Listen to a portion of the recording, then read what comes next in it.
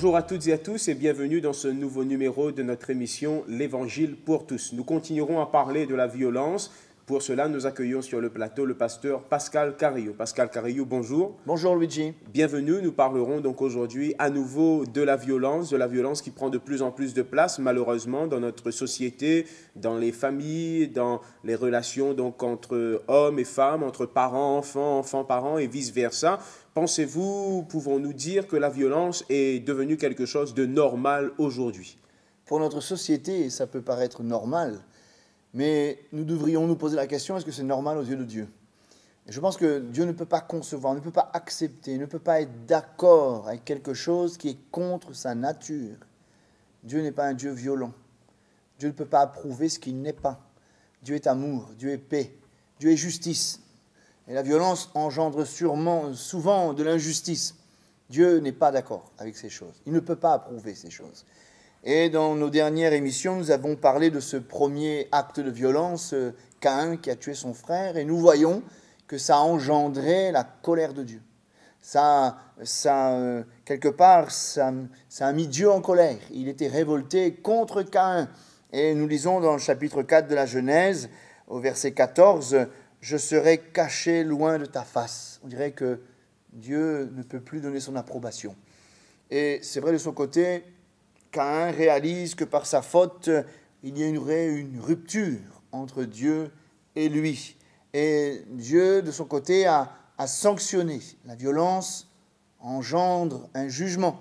Et Dieu a sanctionné par sa parole et aussi par le fait qu'il s'est retiré. Il n'était plus d'accord. Il ne pouvait plus apporter son approbation. Et toute forme de violence verbale, psychologique, physique, ça peut être l'inceste, le viol ou je ne sais quoi encore, Dieu ne peut pas apporter son approbation sur de tels actes.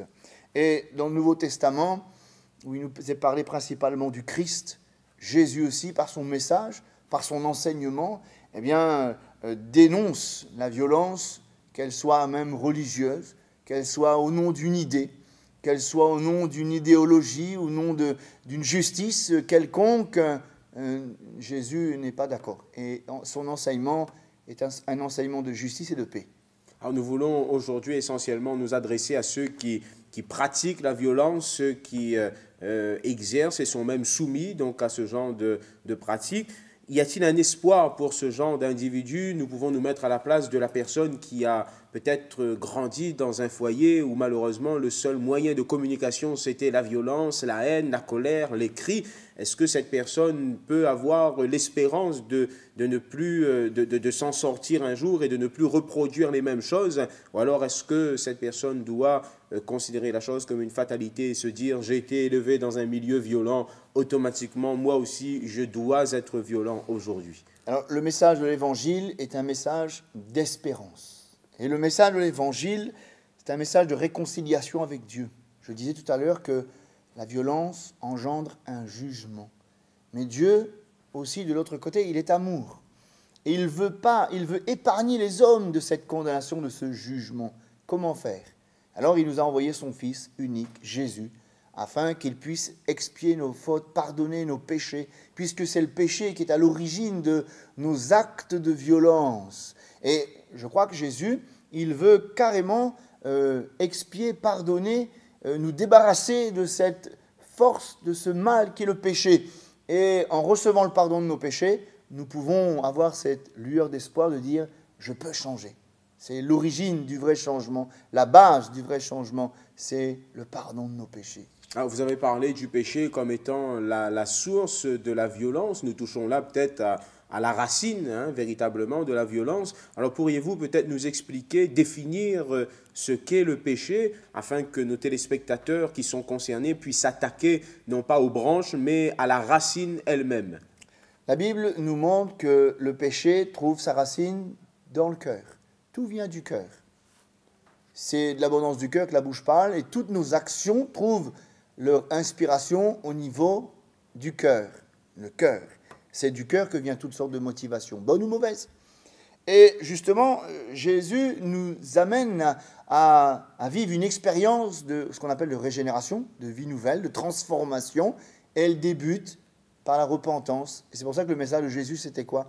repentez-vous car le royaume des cieux est proche. Les messages des apôtres qui ont pris la relève, repentez-vous. C'est quoi repentir? C'est revenir à Dieu, recevoir le pardon de nos péchés, repartir avec un cœur nouveau, un esprit nouveau, une vision nouvelle, une relation nouvelle avec Dieu qui va influencer une relation nouvelle avec nos semblables. C'est le début d'un réel changement. Tout vient du cœur. Jésus a dit que tous les meurtres, les mauvaises pensées viennent du cœur. Et Jésus ne veut pas simplement changer l'apparence d'un homme, la vie extérieure d'un homme. D'ailleurs, la Bible dit qu'on ne peut pas raccommoder une pièce de vieux linge sur un morceau une pièce neuve. À un moment donné, ça se déchire.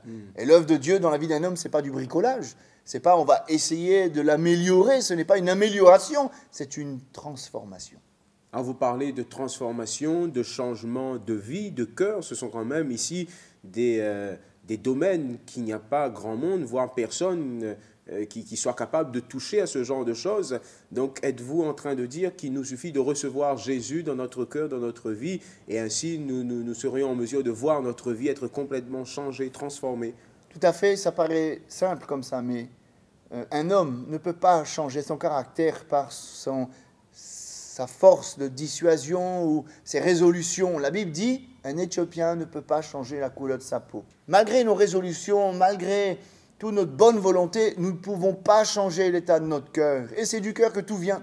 Et Jésus, justement, il veut changer nos cœurs. Et c'est possible. Quand une vie est livrée entre les mains de Dieu, elle n'est pas déformée, mais elle est transformée.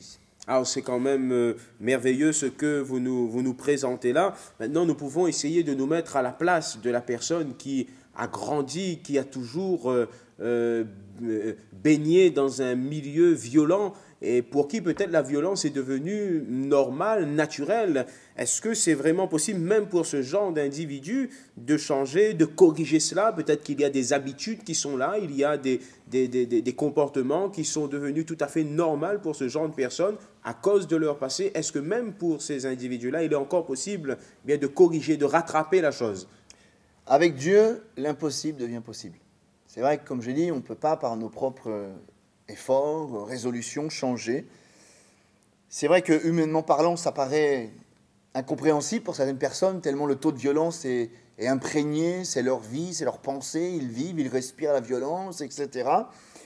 Mais Dieu nous offre non seulement son pardon, mais il nous a fait une promesse, le Saint-Esprit.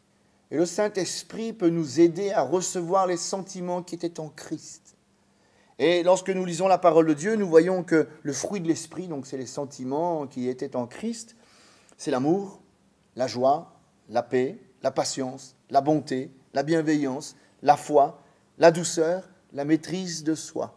Et toutes ces facettes on ne voit pas de violence. La patience, il n'y a pas de violence. La maîtrise de soi, il n'y a pas de violence. La douceur, la paix, la joie, l'amour, il n'y a pas de violence. Et ce sont ces caractéristiques du fruit de l'esprit, c'est la nature de Jésus. Et lorsque je confie ma vie en Jésus, je reçois sa vie, donc sa nature. Et sa nature va à l'encontre de la violence. C'est ça le changement. Le changement vient quand je laisse Jésus contrôler ma vie. Je reçois sa vie, donc sa nature. Et cette nature va me transformer de l'intérieur. Il n'est pas question d'effort, il n'est pas question d'essayer de bricoler, il est question de laisser Christ vivre en nous. C'est ça le réel changement. Alors je me permets de vous poser cette question. Est-ce là une méthode, une solution, un remède efficace? Est-ce que ce ne sera pas une transformation qui sera limitée dans le temps et qu'après, au bout de quelques semaines, quelques mois, comme on le dit, chasser le naturel, il revient au galop? Est-ce que nous pouvons parler ici, quand nous parlons de Jésus, de transformation, pouvons-nous parler de quelque chose d'efficace et de durable? Alors, oui, nous avons l'enseignement de la parole de Dieu, nous avons le concret, nous avons aussi des témoignages de personnes qui ont mis leur confiance en Jésus et qui ont été radicalement transformés. Ils sont un témoignage qui parle, mais nous devons aussi dire que cette transformation peut être que progressif, car au fur et à mesure que nous allons garder cette communion avec le Christ et nous allons être animés de sa vie, la vie, elle se manifeste. La vie, elle va avoir une croissance. C'est vrai dans tout ce qui a la vie. La vie végétale, il y a la croissance. La vie animale, il y a la croissance. La vie humaine, il y a la croissance. Nous sommes un bébé, nous sommes un enfant, un adolescent, un adulte. Et la vie avec Dieu, c'est pareil. On reçoit la vie de Dieu, elle doit prendre toute sa place, elle doit croître, elle doit prendre le contrôle de nos sentiments, de nos vies. Et c'est tant que je vais garder la communion avec Christ, c'est Christ qui va contrôler ma vie. Alors si je comprends bien, tout va découler de cette communion, de cette relation, de ce partage Exactement. que je vais avoir avec Jésus-Christ. C'est une communion avec un sauveur, communion avec Christ, et non pas avec un système, non pas avec une idée, non pas avec une personne qui serait physique. C'est une communion avec le Christ ressuscité et vivant. Alors Pascal Carillo, nous vous remercions pour ces précieux conseils et éclaircissements que vous nous avez donnés sur ce sujet. Merci Luigi. Au revoir et à très bientôt. À bientôt. Alors très chers téléspectateurs, nous vous remercions pour votre fidélité et merci d'avoir pris le temps d'entendre et de comprendre ces quelques conseils. Nous vous rappelons que ce ne sont pas des idées qui viennent de nous, de nos raisonnements humains, mais que nous puisons dans la parole de Dieu, dans la Bible qui est la vérité. Si vous avez des questions à ce sujet, n'hésitez pas à prendre contact avec nous à l'adresse qui est affichée en bas de l'écran. Quant à moi, je vous dis à très bientôt et que Dieu vous bénisse.